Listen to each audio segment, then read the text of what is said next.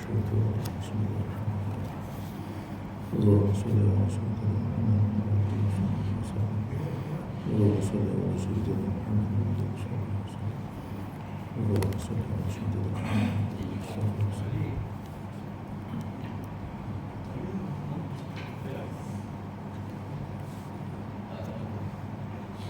السلام عليكم ورحمة الله تعالى وبركاته.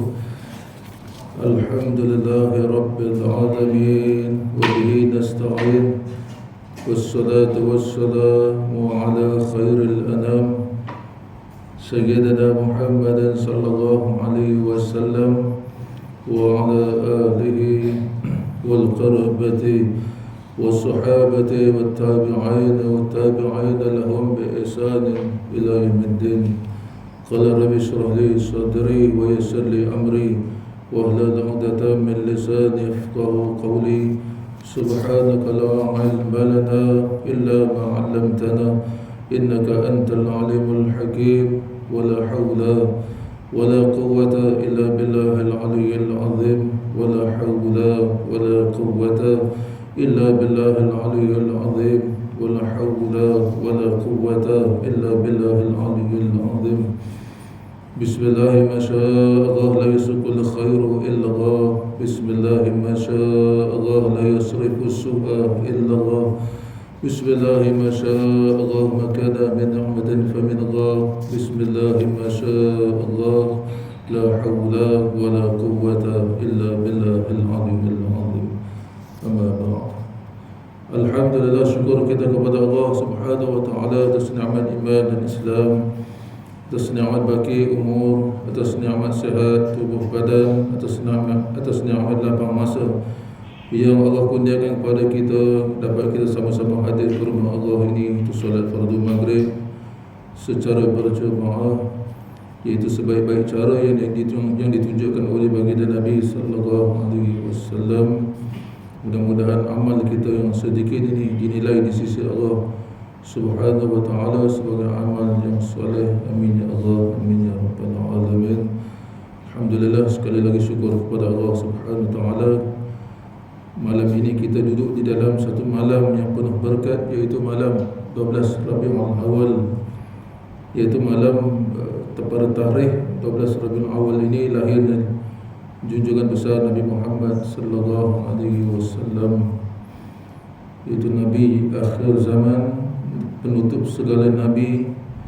Dan kita bersyukur, sangat-sangat bersyukur kehadirat Allah Subhanahu wa taala kerana kita digolongkan ataupun dimasukkan ataupun dilahirkan di dalam di bawah Nabi akhir zaman ini. Kita menjadi umat amin Nabi akhir zaman ini. Walaupun kita dilahirkan terakhir ataupun umat yang terakhir di kalangan umat-umat manusia ini, tetapi kita insya-Allah akan masuk ke dalam syurga pertama sekali selagi mana umat Nabi Muhammad belum masuk ke dalam syurga, yang mana Allah izinkan untuk masuk ke dalam syurga walaupun sebesar zarah imannya. Ketika dia diazab di neraka, ketika dia diazab neraka, walaupun dia ada iman walaupun sebesar zarah, selagi mana orang ini tidak masuk ke dalam syurga, selagi itu umat-umat lain tidak boleh masuk ke dalam syurga. Apabila habis sekalian umat Nabi Muhammad yang diizinkan oleh Allah ataupun diberi kurniaan ataupun ganjaran untuk masuk dalam syurga ini, masuk habis, barulah umat-umat lain dibenarkan untuk masuk. Jadi Nabi Muhammad sallallahu alaihi wasallam ini adalah orang pertama yang mengetuk pintu surga. Di dalam hadis yang sahih Nabi sebut, ketika Nabi mengetuk pintu surga beri salam kepada malaikat penjaga surga itu, di belah kanan Nabi adalah Sayyidina Umar, Sayyidina Abu Bakar As-Siddiq radhiyallahu anhu, dan di belah kiri Nabi adalah Sayyidina Umar Al-Khattab radhiyallahu anhu. Nabi memeluk kedua sahabat mereka seumpama macam ni, meletakkan di atas bahu kanan dan kiri sahabat, dan masuk bergandengan ke dalam syurga. Jadi ketiga-tiga ini yang akan masuk awal pertama bersama-sama dengan Nabi sallallahu alaihi wasallam. Insya-Allah mudah-mudahan kita termasuk di kalangan bukan sahaja kurniaan besar kita menjadi umat Nabi Muhammad sallallahu alaihi wasallam, bahkan kita mohon kepada Allah bukan sekadar menjadi umatnya, bahkan masuk ke dalam syurga dan duduk bersama Nabi sallallahu alaihi wasallam di dalam syurga. Amin ya Allah ya rabbal alamin. Jadi Nabi sallallahu alaihi wasallam diutuskan untuk membawa rahmat untuk sekalian alam, seperti mana firman Allah Subhanahu wa taala di dalam surah Al-Anbiya ayat 107, "Wa ma arsalnaka illa rahmatan lil alamin." Dan tidaklah kamu diutuskan wahai Nabi Muhammad sallallahu alaihi wasallam kepada kita ni, kepada manusia, melainkan hanya rahmatan lil alamin, membawa rahmat bagi sekalian alam. Maksudnya sekalian makhluk yang Allah jadikan semuanya duduk di bawah Nabi sallallahu alaihi wasallam, dan jadi rahmat kasih sayang Allah bagi umat, bagi hamba-Nya, iaitu Allah mengutus dengan tanda kasih sayang Allah tu, Allah mengutuskan bagi dia Nabi sallallahu alaihi wasallam untuk sekalian makhluk, untuk membawa tujuan utama Nabi diutuskan ni sebagai rahmat ni, sebagai kasih sayang Allah ni, untuk membawa manusia daripada memperhambakan sesama manusia, memperhambakan diri kepada makhluk-makhluk ke arah mentauhidkan Allah Subhanahu wa taala. Maka itulah rahmat yang paling besar Allah utuskan Nabi sallallahu alaihi wasallam. Jadi antara tujuan utama lain Nabi Muhammad sallallahu alaihi wasallam diutus ni, Allah Subhanahu wa taala utus dia ialah untuk menyempurnakan akhlak. Itu antara tugas utama selain daripada mentauhid, membawa manusia mentauhidkan Allah dan menyembah Allah yang esa, satu-satunya Tuhan, tidak ada sembahan lain, tidak ada ketaatan, tidak ada sembahan, tidak ada sebarang bentuk penyembahan kepada makhluk yang lain melainkan hanya kepada Allah. Bukan sekadar itu, bahkan tugas utama yang lain Nabi ialah menyempurnakan akhlak ataupun adab kita manusia. Seperti mana dalam hadis yang sahih riwayat Imam Ahmad daripada Abu Hurairah radhiyallahu anhu, kata Nabi sallallahu alaihi wasallam, "Innama bu'ithtu liutimma salihal akhlaq." Sesungguhnya aku diutuskan. Sebab tu digunakan perkataan diutus. Diutus ni maksudnya sama juga arsalnaka, tu diutuskan, maksudnya tugas utama. Yang paling utama selain pada mentauhidkan Allah, tugas utama Nabi, begitu juga tugas utama Nabi ialah memperadabkan kita, memperakhlakkan kita dengan akhlak yang mulia. Jadi siapakah yang patut kita jadikan contoh, model, idola kita ni, ikutan kita ni? Allah sebut dalam Al-Quran surah Al-Qalam ayat 4, "Wa innaka la'ala khuluqin 'azim." Sesungguhnya engkau wahai Muhammad sallallahu alaihi wasallam la'ala, sangat-sangat teramat-amat sangat atas khuluqil azim, atas akhlak yang paling agung sekali. Tidak ada satu makhluk pun yang berakhlak seperti mana akhlak Nabi. Nabi ialah setinggi-tinggi dalam bab akhlak ni, Nabi yang paling berakhlak sekali berbanding dengan semua makhluk. Tidak ada makhluk yang boleh challenge, yang boleh mengatasi akhlak bagi Nabi sallallahu alaihi wasallam, sebab Allah iktiraf sendiri di dalam Al-Quran. Jadi tidak ada contoh tauladan idola yang patut kita ikut melainkan baginda Nabi sallallahu alaihi wasallam. Sama ada daripada percakapannya, sama ada daripada perbuatan ataupun tingkah lakunya, ataupun apa juga dari segi luaran zahir dan batin, maka dialah contoh ikutan yang terbaik. Tidak ada contoh ikutan yang lain. Dalam hadis yang sahih riwayat Imam Muslim rahimahullah taala ada disebutkan bahawa pada suatu hari seorang lelaki yang bernama Sa'ad bin Hisham bin Amir telah datang ke Madinah Al-Munawwarah dan bertemu dengan Sayyidatina Aisyah radhiyallahu anha. Selepas baginda Nabi sallallahu alaihi wasallam wafat, ada seorang lelaki datang ke Madinah. Dia bukan sahabat, dia datang ke Madinah, Sa'ad bin Hisham bin Amir. Dia datang ke Madinah, jumpa Sayyidatina Aisyah radhiyallahu anha, dan dia bertanya kepada Ummul Mukminin, "Ya Ummul Mukminin, wahai ibu sekalian orang Islam, amba'ini an khuluqi Rasulullah sallallahu alaihi wasallam." Wahai Ummul Mukminin, wahai ibu sekalian orang Islam, ketika Nabi wafat, Aisyah masih belasan tahun ni. Jadi tak ada siapa yang boleh kahwin dengan isteri-isteri Nabi ni. Dan sebab dia duduk di taraf ibu, haram kita kahwin. Tak ada satu orang pun boleh kahwin. seperti dipanggil Ummul Mukminin.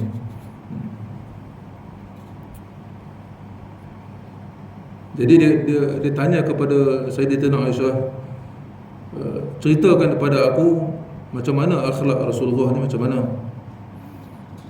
Jawab Sayyidatina Aisyah radhiyallahu anha, apakah engkau tak baca Al-Quran? Dia tanya ke orang. Kemudian Sa'ad bin Hisham bin Amir pun berjawab, bahkan ya, aku membacanya. Kemudian kata Sayyidatina Aisyah radhiyallahu anha, fa inna khalaqa Nabiyyullah sallallahu alaihi wasallam kana al-Quran. Jawab Sayyidatina Aisyah, dia kata, kalau kamu nak tahu akhlak Nabi tu, Quran itulah akhlak Nabi. Apa yang Allah perintahkan di dalam Al-Quran, apa juga segala perintah dalam Al-Quran, maka Nabi akan ikut 100%. Apa yang Allah larang dalam Al-Quran, Nabi akan tinggalkan 100%. Apa hukum hakam yang Allah sebutkan dalam Al-Quran, dipraktik oleh Nabi 100%. Maka kalau kita nak tengok akhlak Nabi itu, ataupun kalau kita nak tiru akhlak Nabi itu, kita nak belajar macam mana akhlak Nabi itu melalui Al-Quran. Maka kalau bukan sekadar baca Al-Quran, bukan sekadar kita belajar membaca Al-Quran, bahkan kita belajar tafsir, bukan sekadar terjemah, belajar membaca, belajar terjemah, bahkan kita belajar segala isi-isi kandungan kehendak Al-Quran yang tersurat ni, yang tersirat ni, apa yang Allah perintahkan. Maka kita belajar Al-Quran, kita menyelami Al-Quran, perintah dan larangan Al-Quran, hukum hakam, apa juga yang termaktub dalam Al-Quran tu, maka kita berakhlak seperti mana akhlak Nabi sallallahu alaihi wasallam. Wallahu a'lam bissawab. Kita tonton ke surat 74. Kita masih lagi dalam bab yang kedua, ada menyatakan sangat lobo atas berkata-kata. Wa qala al-musannifu, telah berkata pengarang kitab ini Syekh Abdul Qadir bin Abdul Muttalib Al-Mandili rahimahullah ta'ala, wa nafa'ana Allah bi'ulumihi. Mudah-mudahan Allah beri manfaat untuk akan ilmu ni buat pengarang kitab, dan lebih-lebih lagi kita yang membaca, yang belajar akan kitabnya. Manfaat fi daraini, bermanfaat di dunia dan juga di akhirat. Amin ya Allah, amin ya rabbal alamin.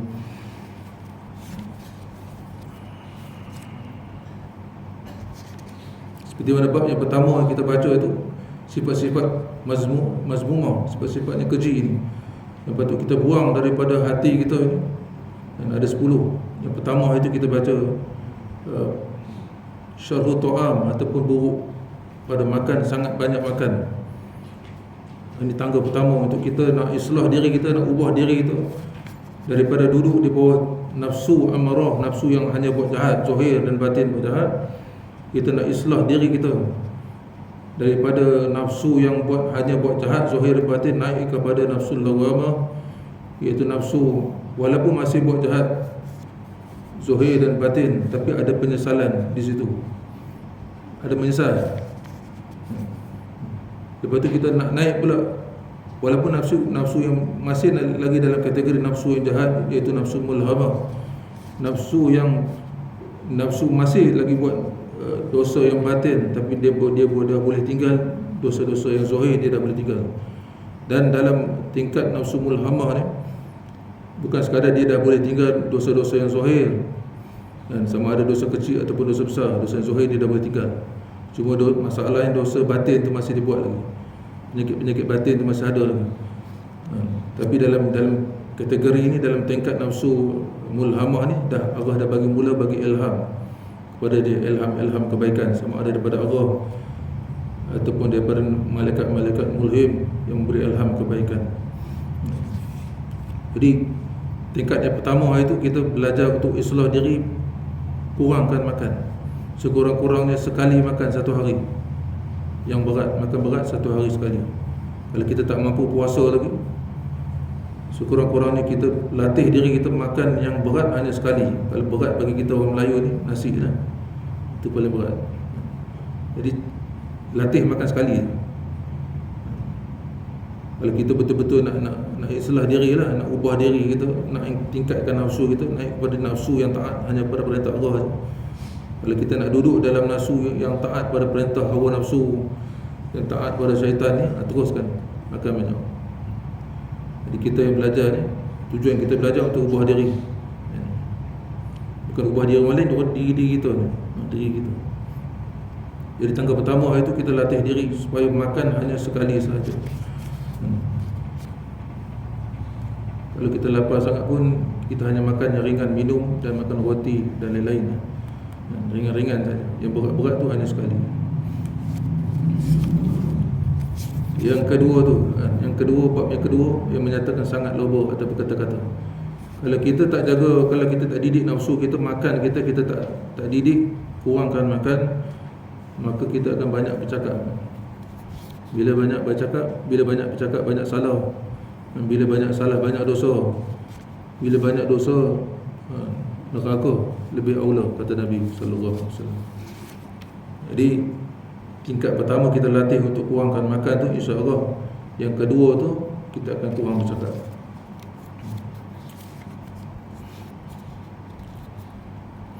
Kita sampai pada muka surat 71 tu. Yang pertama tu kita dah habis.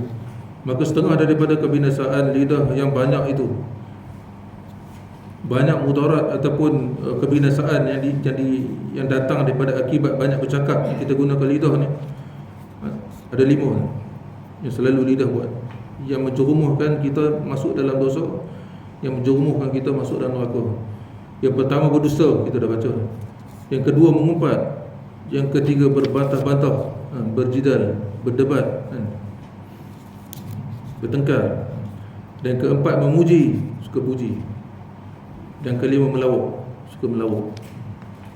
Kita dah baca bab berdusta tu. Saya ambil sikit. Wa iyyakum wal kadhiba fa innal kadhiba mujanibun lil imani. Kata Nabi sallallahu alaihi wasallam, iyyakum wal kadhiba, takutlah kamu akan tipu bila bercakap menipu. Waspadalah kamu, hati-hatilah kamu. Fa innal kadhiba, maka sesungguhnya menipu itu, bila bercakap menipu itu, mujanibun lil iman, menjauhkan kamu daripada iman. Maksudnya orang yang suka menipu ni makin jauh. Sekali dia menipu, jauh, makin jauh daripada iman. Maksudnya iman yang makin berkurang. Lagi menipu, lagi berkurang. Lagi menipu, lagi berkurang. Kalau sentiasa bercakap menipu je, bertambah kuranglah imannya. Wala a'udzubillah min zalik, mungkin sampai habis iman tu. Wala a'udzubillah min zalik. Maka kita nak bercakap, pastikan betul apa kita nak cakap. Kalau kita tak mampu untuk buat, ataupun kita tak mampu, ataupun kita tak tahu perkara yang sebenarnya, lebih baik diam. Kita kata tak tahu, ataupun kita kata tak tahu, itu lebih baik. Yang kedua, kita masuk yang kedua tu, berumpat.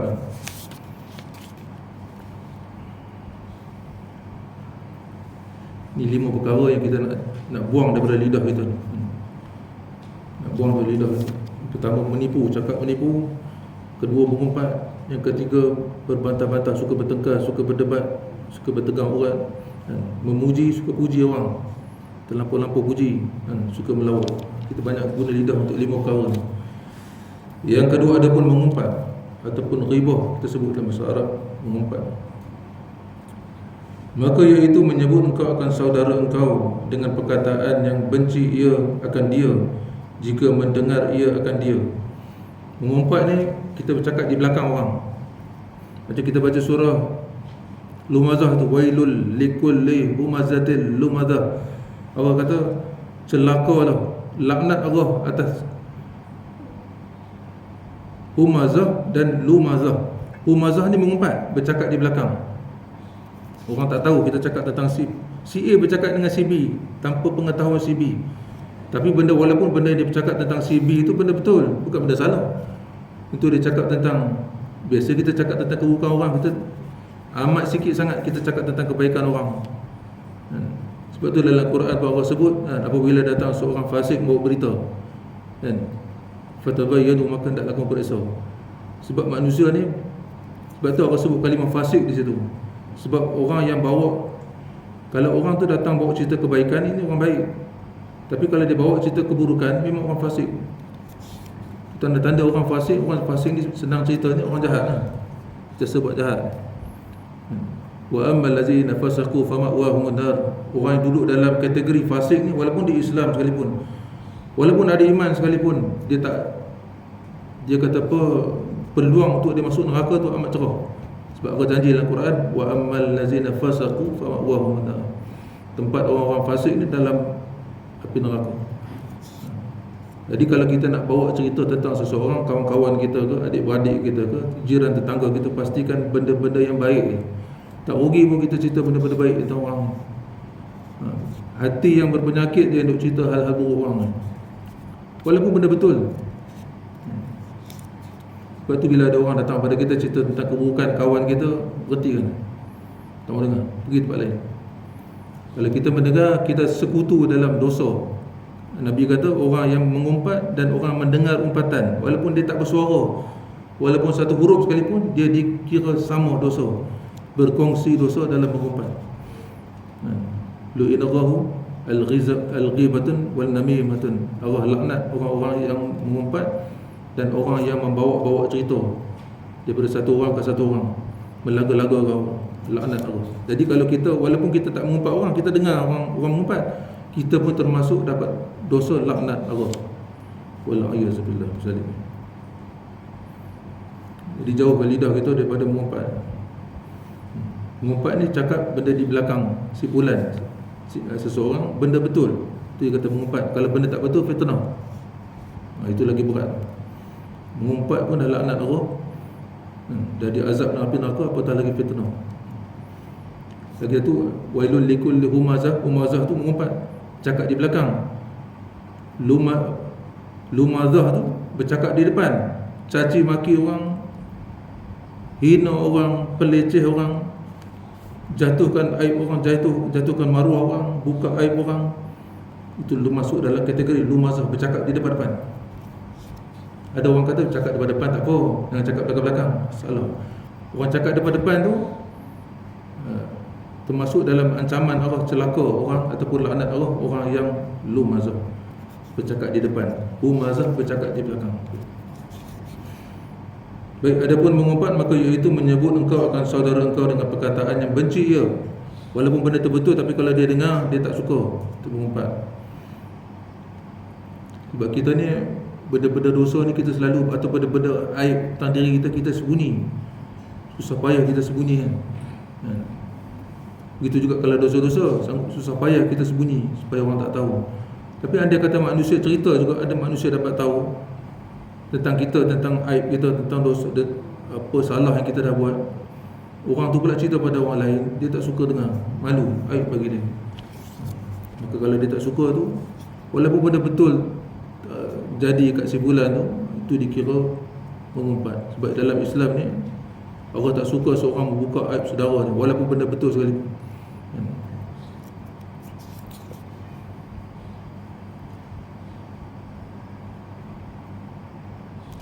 Sama ada engkau sebut akan kekurangan pada dirinya, sama ada kita mengumpat tu cerita tentang si fulan, tentang kawan kita tu, benda-benda yang ada aib tentang diri dia, kekurangan dia, ataupun pada akal dia, pada dia jenis orang lembab sikit, lambat pick up ke, macam-macam kita cerita tentang akal dia tu, ataupun pada perbuatannya, perbuatan si fulan, ataupun pada perkataannya, ataupun pada kainnya. Kain di sini menyebut tentang pakaian, cara penampilannya.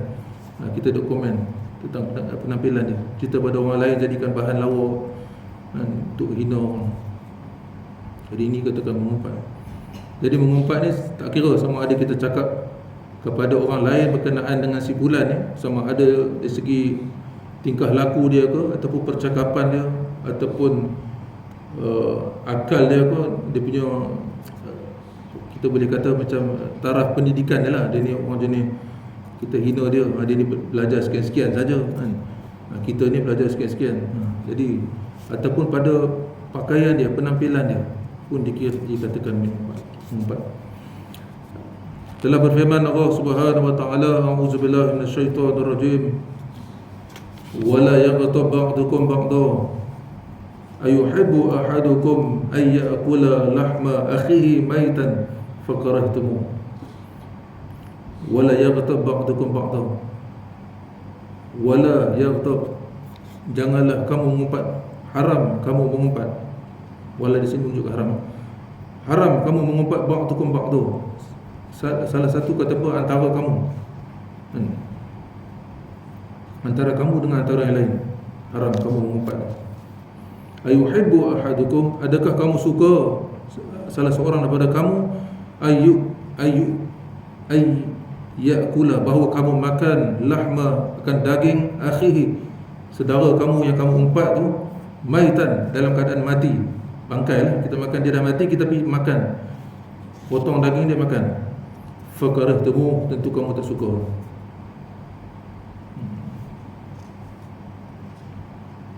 Jadi kalau kamu tak suka makan daging, Allah umpamakan orang yang mengumpat orang ni, seumpama kita makan daging dia, daging mentah.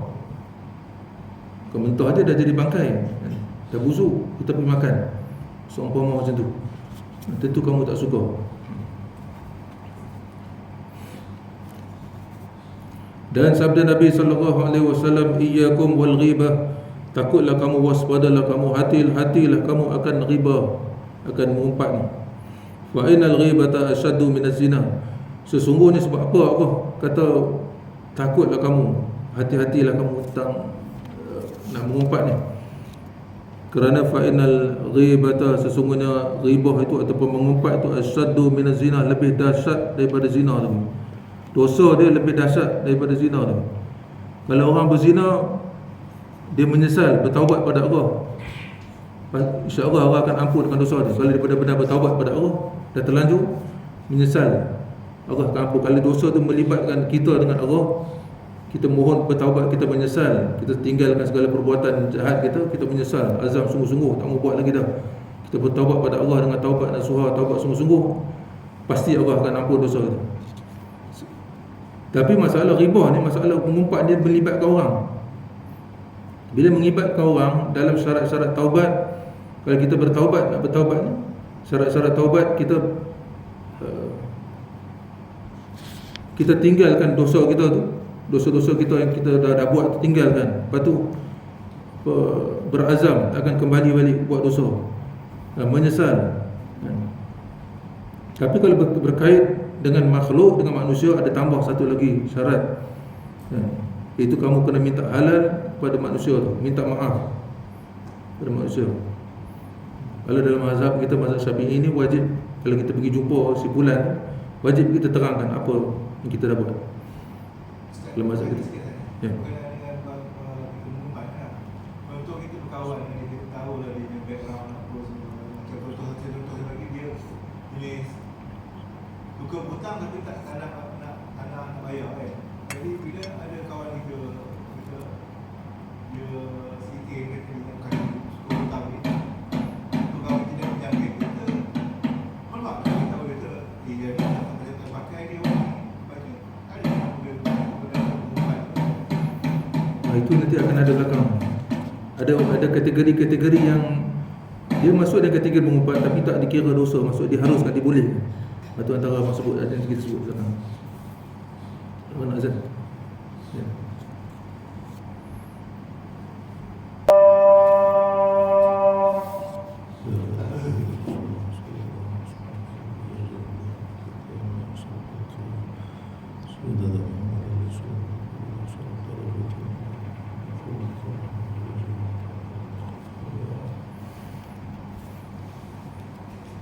Iyyakum wal ghibah, takutlah kamu akan mengumpat. Wa innal ghibata asyaddu minaz zina, sesungguhnya dosa ataupun mudaratnya mengumpat itu lebih dahsyat daripada zina. Sebab zina terus bertaubat kepada Allah, melibatkan Allah sahaja. Dia bertaubat kepada Allah, pasti Allah akan terima taubat. Tetapi masalah mengumpat ni melibatkan manusia lain, jadi kita perlu minta halal, minta maaf kepada dia. Zaman sekarang ni kita mengumpat, cakap di dalam media sosial, beribu-ribu, berjuta-juta orang kita dah aibkan orang, kita kena minta maaf. Macam mana kita nak jumpa orang? Qila lahu kaifa, ada orang tanya kepada Nabi SAW, macam mana tu yang kata mengumpat lebih dahsyat daripada zina. Qala, kata Nabi, inna rajula qad yazni, kalau seorang lelaki itu berzina, wa yatubu, wa yatubu, maka dia bertaubat pada Allah, fayatubullahu alaih, maka Allah terima taubat, pasti Allah terima taubat. Wa inna sahibal ghibah, maka orang yang mengumpat ni dan la yughfaru lahu, tidak diampunkan baginya, tidak dimaafkan baginya, hatta yaghfir lahu sahibu, sehinggalah orang yang dia umpat tu memaafkan dia, baru Allah kira padam dosa kita tu. Selagi mana si fulan tu tak maafkan kita, selagi itu Allah tak padam dosa mengumpat. Sebab tu dikatakan dosa mudarat dia lebih dahsyat daripada zina lagi. Dan menelik oleh Nabi SAW ke dalam api neraka pada malam Mi'raj. Pada malam Nabi SAW dibawa oleh Allah Isra' daripada Masjidil Haram ke Masjidil Aqsa, dan Mi'raj daripada Masjidil Aqsa ke langit yang ketujuh, ke Sidratul Muntaha, selepas pada langit ketujuh Sidratul Muntaha, dan lepas daripada Sidratul Muntaha lagi. Dan ketika malam Mi'raj tu, untuk ambil perintah solat, maka Nabi dibawa melihat ke dalam api neraka. Maka tiba-tiba di dalamnya beberapa lelaki yang memakan bangkai. Nabi nampak dalam neraka tu ada duk makan bangkai. Maka bersabda ia, Nabi pun tanya dekat Jibril, siapa mereka itu ya Jibril? Berkata Jibril alaihissalam, mereka itu ialah orang yang mengumpat manusia. Jadi antara orang ataupun ni antara azab di dalam api neraka ni, orang yang mengumpat. Jadi orang mengumpat, seperti mana Allah sebut dalam Al-Quran, seperti seumpama memakan daging saudara kamu yang mati dalam keadaan dia dah mati tu. Begitu juga azab di dalam api neraka pun sama juga. Maksudnya azab dia memakan bangkai di dalam neraka. Wallahu a'lam. Dan ketahui olehmu bahawasanya hukum mengumpat itu haram dengan ijma'. Sepakat para ulama mengatakan haram mengumpat, hukum dia haram. Bila sebut haram ni berdosa besar lah, masuk dosa besar. Melainkan pada 6 tempat yang diharuskan. Semua kategori mengumpat haram dengan ijma', dengan sepakat para ulama. Tetapi ada beberapa yang asalnya mengumpat tapi diharuskan, maksud tak termasuk dalam kategori berdosa, dibolehkan. Yang pertama, orang yang mengadu kepada raja, berkata ia si anu menzalim ia akan daku, dan menyebut ia akan kejahatan orang itu, kejahatan itu. Pergi mengadu kat raja, kat pemerintah, ada sipulan-sipulan buat jahat ke dia, buat zalim pada dia, boleh kita cakap cerita, buka cerita tentang orang tu, tak dikatakan mengumpat. Yang kedua, orang yang meminta tolong pada menghilangkan maksiat. Orang pergi minta tolong pada sesiapa tu. Contoh orang kat sini, jiran-jiran minta tolong kat kita, ataupun minta tolong kat JK Surau ke, ataupun minta tolong kat KRT ke, pengurusi KRT ke, minta tolong. Sebab di kawasan tu ada maksiat dan ada benda orang buat dosa, jadi minta pertolongan orang. Jadi bila minta pertolongan orang tu, kita kena cerita apa benda dosa orang tu dah buat, apa benda maksiat orang tu. Jadi tak dikatakan mengumpat. Maka harus baginya bahawa berkata ia si anu mengerjakan maksiat, tolong olehmu akan daku pada menghilangkannya, minta bantuan orang untuk cegah maksiat tu, dan menyebut ia akan nama maksiat tu, tak dikatakan mengumpat. Yang ketiga, orang yang meminta fatwa, minta penjelasan tentang hukum hakam, apabila berhajat kepada menyebut pertanyaan, seperti berkata oleh isteri ni datang pada orang alim untuk tanya hal hukum hakam. Kata isteri tu, suami aku seorang yang kikir, suami aku ni kedekut, bakhil, tiada memberi ia bagiku akan memadai, yang memadai daripada nafkah. Suami aku ni kedekut, walaupun dia ada duit tapi dia tak bagi aku. Itu tak dikata mengumpat. Pada asalnya mengumpat tu cerita tentang suami dia, tapi tak dikatakan mengumpat. Kalau dia pergi bercerita dengan sesama kawan dia, mengumpat lah. Tapi kalau dia pergi cerita minta fatwa, nak tahu berkaitan dengan hukum hakam, maka tak dikatakan mengumpat. Pada orang yang betul lah. Dia kawan kita bukan orang alim. Kalau dia minta penjelasan hukum kepada orang yang sepatutnya lah, orang yang ada ilmu lah. Maka adakah harus aku ambil daripada hartanya? Dia minta izin lah, apa hukum, boleh tak aku ambil? Suami aku ni kedekut, duit dia pun aku tak pernah nampak duit dia, minta lagi tak bagi. Nak ambil dia tak berani, mungkin dia nak seluk poket ke, nak buka beg duit suami dia tak berani. Jadi dia tanyalah kepada orang alim ni, bolehkah aku ambil duit dia? Setengah yang memadai, setengah yang memada bagiku. Maksudnya, bolehkah aku ambil duit dia sikit, cukup-cukup nak beli ikan, nak beli sayur? Boleh ke? Boleh, dia tanya hukum hakam.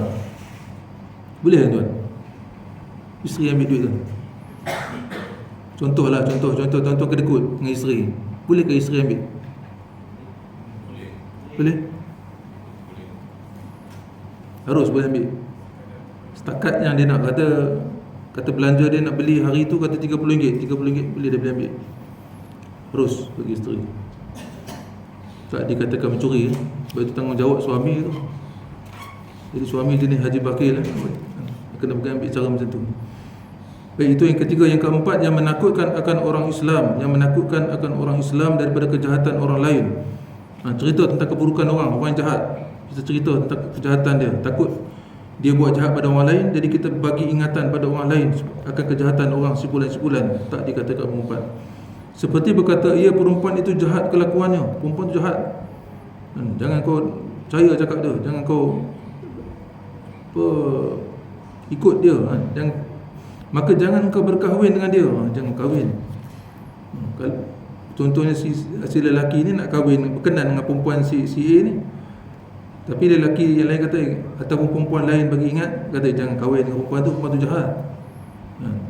Dia pun cerita A sampai Z lah tentang perempuan tu. Kalau dia cakap benda yang betul, tak dikatakan mengumpat. Tapi kalau dia cakap benda tak betul, jadi fitnah. Maksudnya harus kita cerita tentang keburukan orang tu supaya orang lain tak terpengaruh, supaya orang lain tak tak tertipu dengan sipulan. Maka jangan engkau berkahwin dengan dia dan menyebut dia akan nama kejahatan itu. Yang kelima, bahawa ada seorang yang mahsyur ia dengan nama yang ada padanya kecelaan. Maksudnya orang ni tak dapat tidak kalau kita cerita, kalau kita sebut nama dia, orang tak kenal. Contoh dalam taman kita ni, sipulan-sipulan ni, orang tak kenal, sebut nama penuh dia, orang tak kenal. Dia cari mana rumah si sipulan-sipulan, siapa?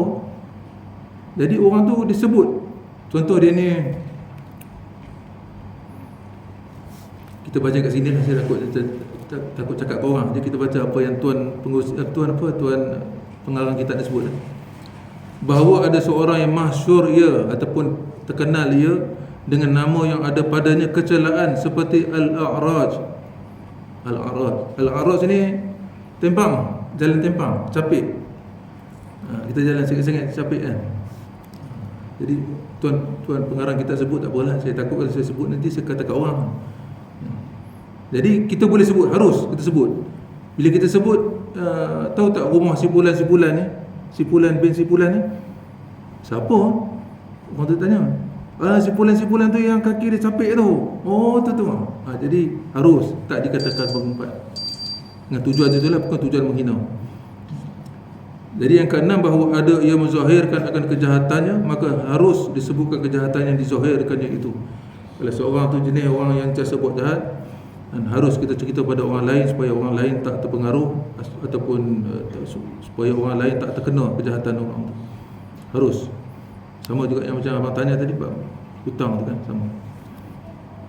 Dia macam jenis hutang jenis tak bayar. Bukan kita seorang je, banyak orang dia berhutang dia tak bayar. Jadi kita bagi ingat pada orang lain supaya orang lain tak terkena. Dan ketahui olehmu, sekali tuan, dan ketahui olehmu bahawasanya ubat yang menegahkan daripada mengumpat tu,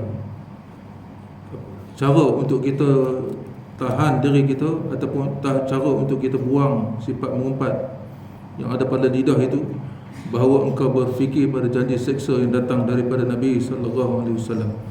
Kalau kita nak mengumpat, sebelum kita nak bercakap tentang orang tu, tengok dulu, dengar, ingat dulu. Dan Allah laknat orang yang mengumpat ni. Sebut dalam diri kita tu, Allah laknat orang mengumpat ni. Dalam neraka kita makan bangkai daging, bangkai dalam neraka. seperti dipindahkan kebajikan orang yang mengumpat kepada suratan amal orang yang diumpatnya. Lain daripada bukan sekadar diazab api neraka, bahkan pahala-pahala kita pun dipindah pada orang lain yang kita umpat. Selagi mana kita tak mohon ampun kepada dia, tak minta maaf ketika hidup ni, di akhirat besok dia akan ambil semua kebaikan-kebaikan, pahala-pahala kita. Maka telek olehmu akan sedikit kebajikan kau. Dahlah kita punya kebaikan pahala sikit, nak bagi ke orang lagi, neraka lah tempat. Auzubillah. Dan banyak umpat engkau kemudian telek olehmu akan kecelaan kau. Kalau kita nak cakap tentang orang, bukan pertama sekali ingat dalam otak kita, ingat dalam fikiran kita. Sebelum kita cakap tentang orang, fikir dulu siksaan, azab Allah nak bagi, Allah sedia untuk orang mengumpat di akhirat. Lepas tu yang kedua, fikir kan, kita ni baik ke? Kita ni tak ada dosa ke? Kita ni tak ada aib ke? Orang lain ada aib, kita tak ada aib. Kita pun ada dosa berlambak, aib pun banyak. Kita ni sebab nampak hebat, sebab Allah tutup aib kita. Dia kata Allah buka aib kita, tak keluar rumah dah kita. Jadi orang yang jenis dalam hadis Nabi sebut, orang yang jenis suka buka aib orang ni, walaupun dia bersembunyi dalam rumah dia sekalipun, Allah akan buka aib. Jadi disebabkan kita ni nampak hebat, Allah mulia, orang-orang cakap baik tentang kita, itu tanda-tandanya Allah tutup aib kita. Jadi jangan kita buka aib kita dengan kita cerita aib orang, dan buka aib orang. Kalau kita tak mau orang tahu aib kita, maka jangan cerita aib orang. Maka berbimbang engkau dengan diri engkau lebih baik daripada berbimbang dengan diri orang lain. Sibuk hal diri sendiri lebih baik daripada sibuk hal orang. Dan jika ada pada engkau dosa kecil yang kecil, maka ketahui olehmu bahawasanya mudarat dosa kecil atas diri engkau lebih banyak daripada mudarat dosa besar orang lain. Kalau kita nak mengumpat orang tu, kita anggap kita ada dosa kecil je, kita anggap orang tu buat dosa besar tu, kita nak cerita hal orang. Jangan ingat dosa kecil yang ada pada kita ni tak boleh bertukar jadi dosa besar. Kalau kita bercakap hal orang tu, bertukar jadi dosa besar. Dan jika tiada ada pada engkau kecelaan, maka ketahui olehmu bahawasanya jahil engkau dengan kecelaan diri engkau itu adalah ia sebesar-besar segala kecelaan. Andai katalah seorang manusia kata, aku ni tak ada celah, aku ni tak ada aib, aku ni tak ada dosa, aku ni baik. Mustahil manusia, satu orang manusia yang tak ada dosa, yang tak ada celah, yang tak ada aib, mustahil. Jadi inilah sebesar-besar jahil, kata pengarang kita. Inilah sebesar-besar bodoh. Sebodoh-bodoh manusia yang anggap diri dia tak ada celah. Sebodoh-bodoh manusia. Kerana manusia ni tak sunyi, tak terlepas daripada dosa, tak terlepas daripada aib. Kerana siapa manusia yang sunyi daripada kecelaan? Tak ada manusia yang sunyi daripada celah, tak ada manusia yang sunyi ataupun yang tak ada aib, yang tak ada celah. Kemudian jika sunyi engkau daripada kecelaan, maka hendaklah engkau syukur pada Allah. Andai katalah kita tak ada celah, andai kata kita pun tak sibuk hal orang, kita pun tak sibuk cerita umpat hal orang, maka bersyukur kamu kepada Allah Subhanahu Wa Taala. Banyak-banyak bersyukur kepada Allah kerana ganti bagi mengumpat orang itu, kerana mengumpat itu sebesar-besar kesalahan. Jadi kita nampak kita ada aib. Bila kita rasa diri kita ada aib, ada celah, dan kita tak mengumpat orang, kita rasa diri kita banyak celah, banyak aib, itu tanda-tandanya orang tu Allah dah bersihkan daripada celah, Allah dah bersihkan dia daripada aib. Itu tanda-tanda. Kalau kita duk sibuk lagi hal orang, duk cerita hal orang, itu tanda-tandanya kita dosa-dosa kita, aib kita, celah kita Allah tak bersihkan.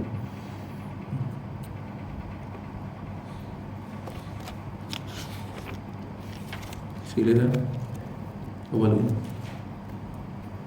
Yang ketiga, kebinasaan lidah. Yang pertama tu menipu, yang kedua tu mengumpat, yang ketiga. Dan ada pun berbantah-bantah. Ni suka berdebat, suka berbantah, bertengkar, bertegang urat, berdebat. Maka iaitu mencela akan perkataan orang lain dengan menzahirkan kecederaan padanya. Berbantah-bantah, berdebat ni mesti si orang yang berdebat, dua orang yang berdebat ni, dia nak cari menang, nak mengalahkan hujah si lawan. Kalau nak bertengkar dengan orang tu pun, nak bertegang dengan seseorang tu pun, dia nak menang, dia nak pastikan lawan itu kalah. Jadi kata ulama tasawuf, dua-dua orang ni berdebat, dua-dua ni kalah, tak ada yang menang.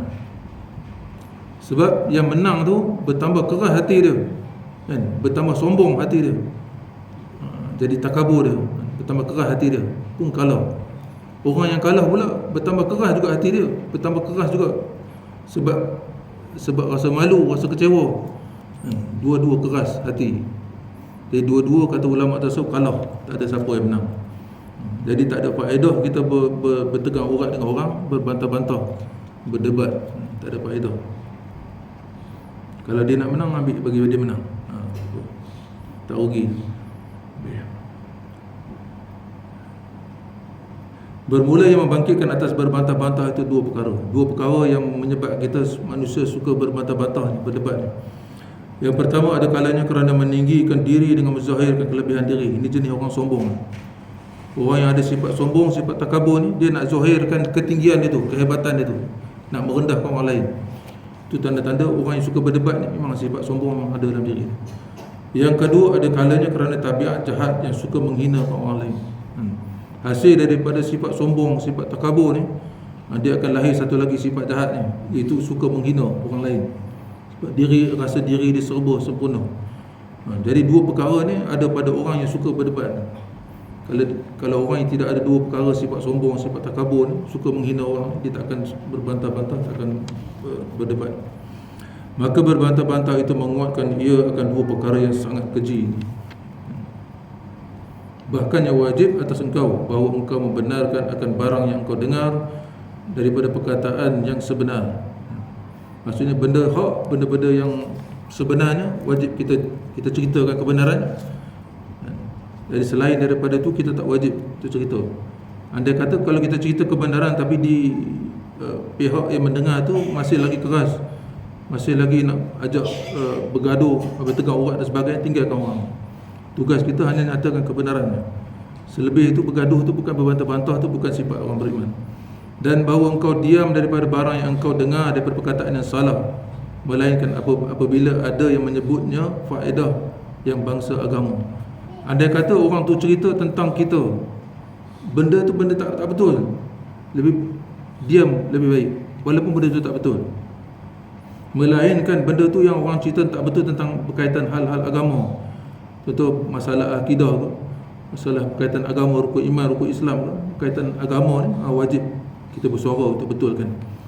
Maka menyebut engkau akan dia dengan lemah lembut. Menyebut pun dengan lemah lembut, bukan tinggi suara.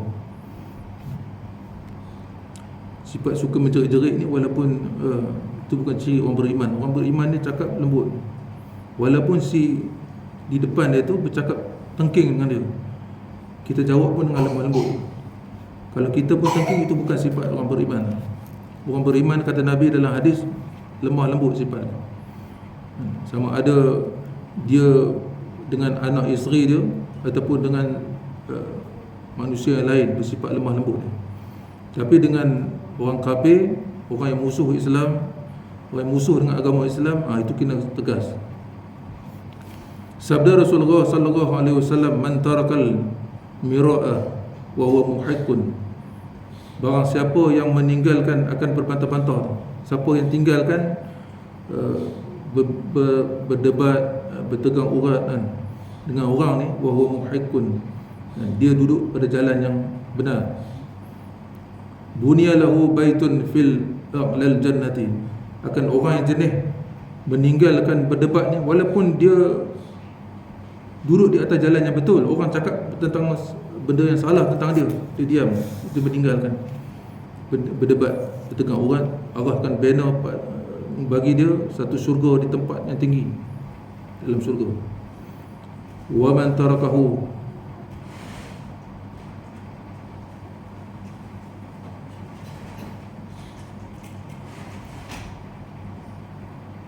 wa man tarakahu wa huwa mubtilun bunya lahu baitun fil rabatil jannah. Yang pertama tadi, man tarakal mira'a wa huwa muhiqqun, barang siapa yang meninggalkan berdebat, bertegang urat dengan orang ni, padahal dia duduk atas jalan yang sebenar, dia diam, Bunya lahu baitun fil a'lal jannati. Allah akan bina bagi dia satu tempat yang tinggi dalam syurga.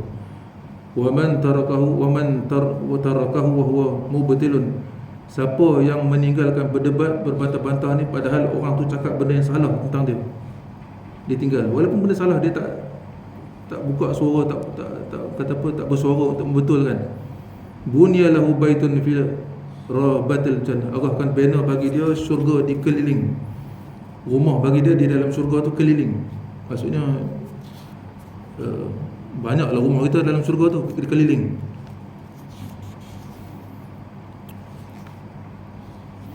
Jadi kita meninggalkan bercakap, berbantah-bantah lebih baik. Walaupun kita betul ke ataupun kita salah sekalipun, diam tu lebih baik.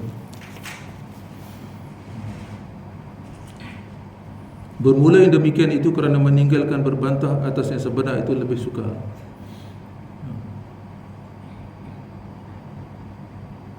Kita nak tinggalkan, nak menjawab balik ni benda yang betul.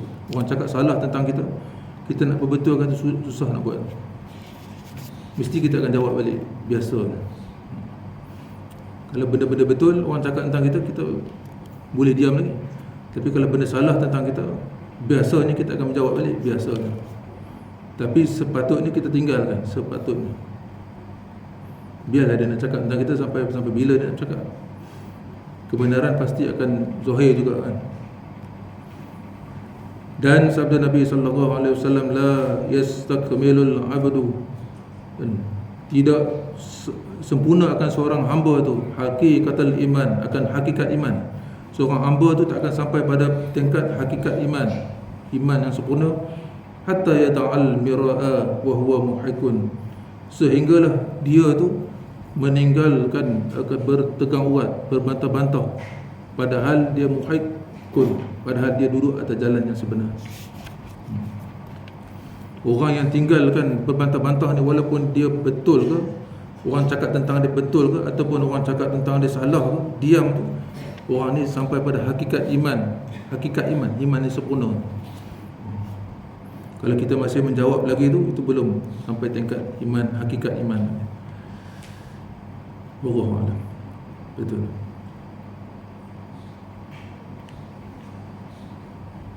Yang keempat tu, yang lidah suka bercakap melawak, suka bergurau. Yang kelima, memuji. Ni lidah selalu bercakap. Pertama, suka menipu. Kedua, suka berumpat. Yang ketiga, suka berbantah-bantah, bertegang urat. Yang keempat, suka melawak. Yang kelima, suka puji orang. Puji sampai over sangat, terlampau-lampau puji. Allahu a'lam.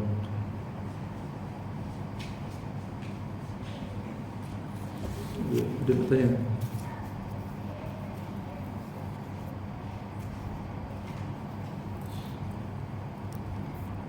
Ya.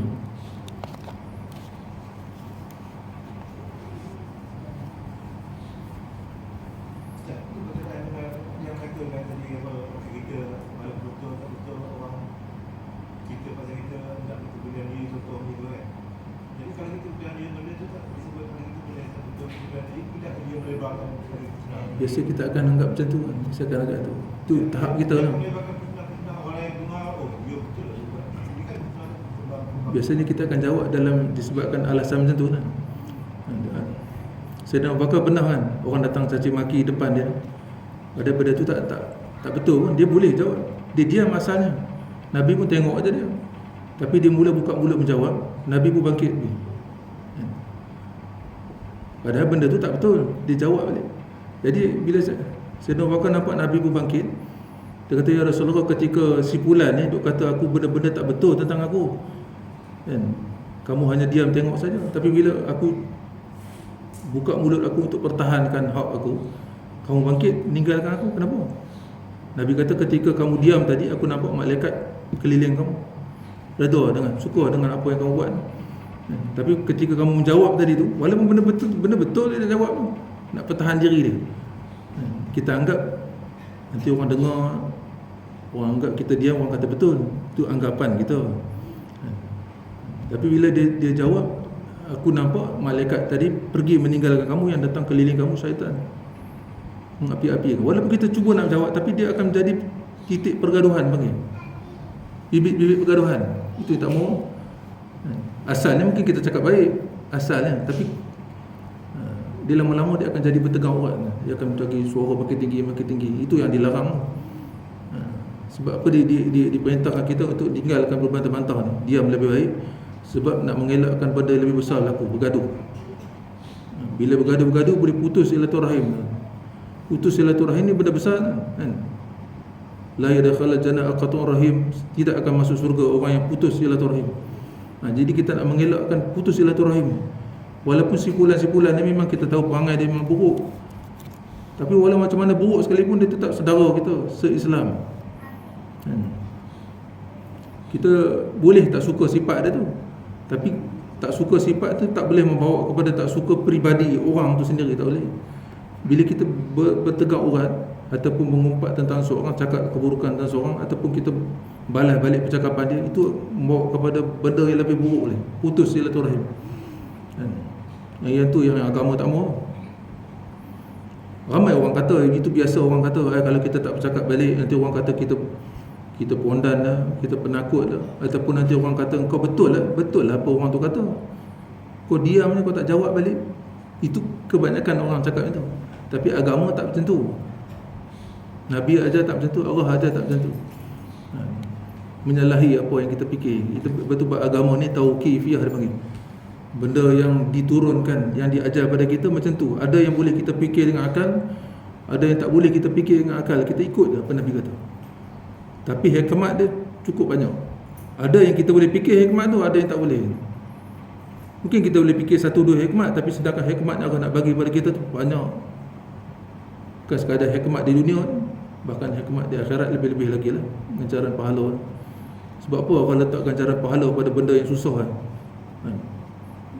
Manusia kalau tengking kita depan-depan, cakap kita depan-depan, memang darah memuncak, naik sampai ke telinga, sampai ke rambut kan. Kita mesti nak lawan balik, nak jawab balik. Dengan alasannya kita nak pertahankan hak kita, nak jawab supaya orang tak kata kita ni betul seperti mana simpulan tu kata kita. Itu kata kita. Tapi sebenarnya kita tak tahu. Syaitan dah kata apa,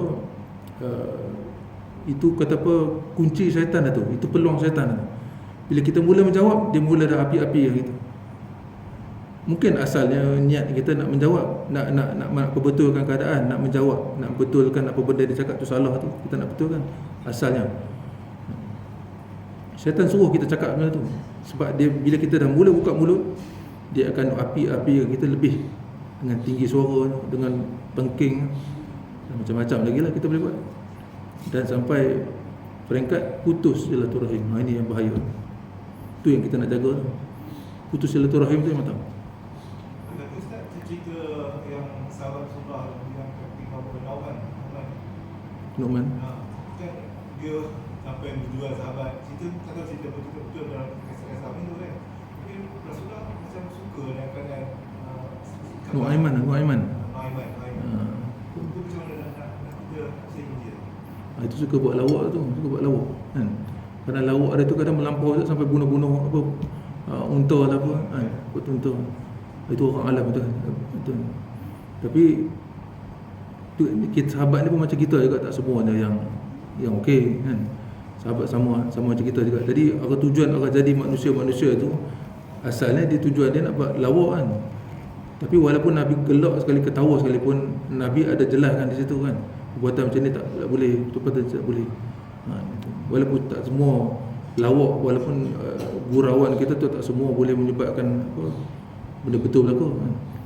Sebab tu Nabi kata lawak ni ada kalanya harus kan. Tapi kalau kita tak jaga-jaga, boleh bawa pada makruh dan haram kan. Sebab tu kalau kita bergurau, menyebabkan kawan kita ni terasa dengan cakapan kita ni, Allah celupkan dalam api neraka 70 tahun.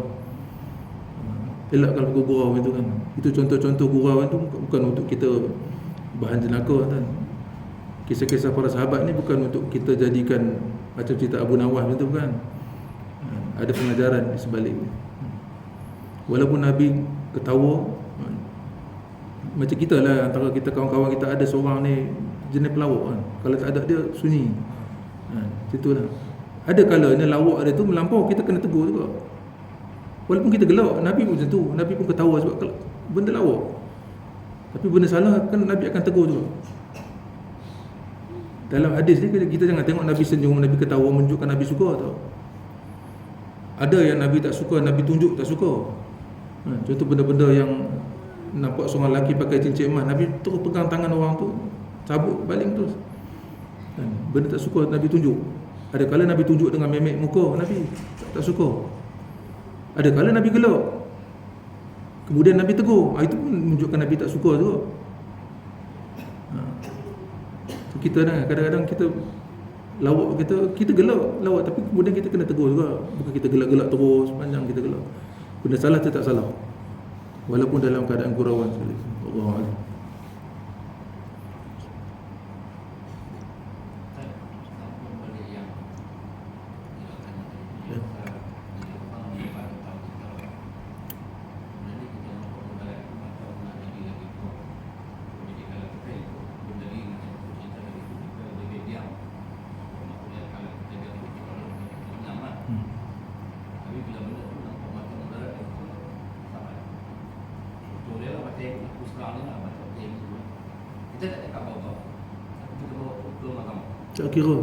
Tak kira perbuatan ke percakapan itu masuk kita membalas. Imam dah duduk dunia sekarang macam tu kan. Kalau kau duduk atas jalan, kalau benda orang simpulan cakap tak betul, kau samaan dia. Itu dah jadi trend sekarang, cara untuk buat duit zaman sekarang. Kadang-kadang dia lemparkan benda tu tak betul pun, dia lempar pada orang. Bila orang tu bertindak balas balik kan, dia minta maaf macam tu ya. Ataupun orang tu saman, pergi di mahkamah, dia minta maaf macam tu ya. Ataupun dia dapat hasil daripada saman tu, dapat duit. Macam itu trend zaman sekarang. Jadi walaupun kita saman ke tak saman ke, lebih baik diam. Itu lebih baik daripada kita saman. Sama macam kita menjawab juga. Tapi zaman sekarang je lah, zaman-zaman sekarang ni, orang yang diam ni dikatakan bodoh lah. Itu je. Orang beramal dengan agama ni kan, kata orang-orang sekular kan, orang yang zaman sekarang ni lah, dia kata orang yang beramal dengan agama ni simbol kemunduran, dia panggil simbol kemunduran. Mundur ikut agama ni, bodoh ikut agama. Orang yang ikut agama ni semua bodoh-bodoh. Itu kata-kata orang sekarang. Tapi sebenarnya orang yang tak ikut agama itulah yang bodoh sebenarnya. Tapi biarlah dia nak kata kita bodoh ke, ketinggalan zaman ke, kuno dan macam-macam orang kata, tak apa. Penting kita tahu, kita ikut apa yang Nabi perintah, yang Allah perintah. Kita tinggalkan apa yang Nabi larang. Apa yang Nabi tak suka kita tinggalkan, apa yang Allah tak suka kita tinggalkan. Itu lebih baik. Biarlah, bukan nilaian ni tak penting, manusia nak nilai kita tak penting. Nilaian manusia ni tak penting, itu tanam dalam hati kita. Nilaian manusia, nilaian makhluk tak penting. Nilaian Allah tu penting. Kalau kita boleh tanam dalam diri kita, nilaian Allah tu penting. Manusia nak cakap apa pun tak apa, kita tak ada masalah. Orang puji kita pun okey, orang keji kita, orang hina kita pun okey, tak masalah. Bahkan sifat pemaaf tu kan. Lepas tu dalam hadis Nabi sebut, orang yang kuat tu adalah orang yang dia boleh tahan marah ketika marah, indal ghadabi. Ketika dia marah tu dia boleh tahan marah. Bukan sekadar tahan, tu belum kuat lagi tu. Bukan sekadar tahan, bahkan dia boleh memaafkan orang tu. Ini orang kuat. Ada orang dia boleh tahan marah, tapi dia tak boleh maafkan orang. Dia tak pukul orang tu, dia tak kata kat orang tu, tapi dia tak boleh maafkan orang tu. Sampai bila lah aku tak maafkan tu. Itu belum kuat lagi tu. Orang yang betul-betul sempurna iman dia, orang yang kuat betul-betul, bukan sekadar dia boleh tahan marah ketika marah dia tu, dan marah yang puncak lah, ketika memuncak marah dia tu, dia boleh tahan, bahkan dia boleh maafkan orang tu. Ini kita nak latih kan. Jadi penilaian Allah tu lebih penting, yang patutnya kita beri tumpuan lah pada penilaian Allah tu berbanding dengan penilaian manusia. Walaupun manusia nak cakap kita macam-macam sekalipun, dia kata kita pegang jawatan, manusia cakap kita macam-macam, padahal kita buat, kita tahu kita buat sekadar kemampuan kita laksanakan tugas kita. Tapi manusia duk kritik kita, duk kata macam-macam, tak penting kata-kata manusia tu, tak boleh cedera kita pun. Contoh kata kita duduk atas jalan, kita beramal agama dengan amal betul, kita duduk atas landasan ahli sunnah wal jamaah, tapi ada Si Fulan duk kata dia ni sesat ni. Tak perlu kita marah pun dengan kata-kata dia. Adakah kata-kata dia sesat kita akan jadi sesat? Kata-kata manusia tu tak akan boleh ubah. Dia ni bukan buat kerja ni, pegang jawatan saja ni. Padahal kita laksana jawatan, pegang laksanakan tanggungjawab kita buat, kita tahu kita buat. Tapi adakah kata-kata manusia tu boleh menjadi mudarat bagi kita? Bila orang cakap kita tak buat kerja, kita pun jadi tak boleh buat kerja. Tak sepatutnya itu. Kata-kata manusia ni tak boleh beri mudarat apa-apa pada kita. Kata-kata hanya sekadar kata-kata. Umpama macam kata apa, macam racun macam tu ya. Tapi kita anggap macam lalat, nyamuk macam tu ya, halau macam tu ya. Jangan peduli. Jadi penilaian manusia, penilaian Allah tu ikut atas garis panduan yang Nabi yang tetapkan. Apa garis panduan yang Allah tetapkan, kita dah ikut. Tak. Penilaian manusia tak beri mudarat, tak beri kesan, tak penting pun. Yang itu kita nak cuba sama-sama latih. Cakap senang, saya cakap senang, tapi nak latih sama-sama kita latih. Mudah-mudahan Allah bantu kita untuk beramal, berakhlak seperti mana akhlak Nabi SAW. Dan seperti mana Allah sebut dalam Al-Quran, seperti mana malam kita ni malam 12 Rabiul Awal, dan kita memperingati akan kelahiran junjungan besar Nabi Muhammad SAW. Jadi tidak ada yang kita bukan sekadar kita bersyukur pada Allah atas kita dijadikan sebagai umat Nabi ni, dan bukan sekadar itu, bahkan kita nak ikut, nak tiru Nabi ni, nak jadikan dia sebagai contoh tauladan zahir dan batin. Sebab tu Allah mengiktiraf tidak ada makhluk yang semula-mula akhlak yang paling tinggi berbanding Nabi. Innaka ala khuluqil azim. Sesungguhnya Nabi itu punya akhlak yang amat agung. Dialah kalau kita nak tiru, tak ada satu makhluk pun yang kita boleh tiru. Artis ke, Mak Saleh ke, apa juga manusia pun, boleh hebat macam mana sekalipun, orang kata dia bukan contoh teladan yang baik. Nabi saja contoh ikutan yang baik. Andai kata kita kata ada manusia lain yang lebih baik daripada Nabi, jatuh kufur, murtad. Tidak ada manusia yang semulia akhlak Nabi. Jadi orang yang mulia ni, yang Allah, yang menjadi kekasih Allah ni, yang patut kita tiru dia, yang patut kita contoh ni, dan zahir dan batin. Mudah-mudahan Allah mengurniakan kepada kita berperangai seperti mana perangai Nabi SAW. Siapa-siapa manusia umat Nabi Muhammad tak boleh sama 100% nak jadi, tapi menghampiri boleh. Kebanyakan wali-wali Allah tu berperangai seperti mana perangai Nabi, zahir dan batin, menghampiri. Itu ciri-ciri wali Allah.